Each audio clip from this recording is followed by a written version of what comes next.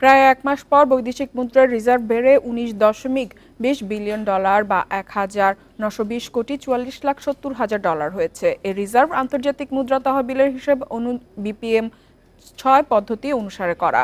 বৈদেশিক মুদ্রায় গঠিত বিভিন্ন তহবিল সহ মোট রিজার্ভের পরিমাণ এখন 2,475,16,00,000 ডলার। 11 নভেম্বর এশিয়ান ক্লিয়ারিং ইউনিয়নের মাধ্যমে সেপ্টেম্বর ও অক্টোবর মাসে আমদানি ঋণ পণ্যের বিল বাবদ $150 কোটি পরিশোধ করা হয়। এতে IMF এর হিসাব পদ্ধতি অনুযায়ী রিজার্ভ কমে দাঁড়ায় 18.45 বিলিয়ন ডলারে। এদিকে চলতি মাসেই বিশ্ব ব্যাংকের $1 বিলিয়ন ঋণ যুক্ত হওয়ার কথা রয়েছে। তাহলে এ মাসেই $20 বিলিয়ন অতিক্রম করবে রিজার্ভ।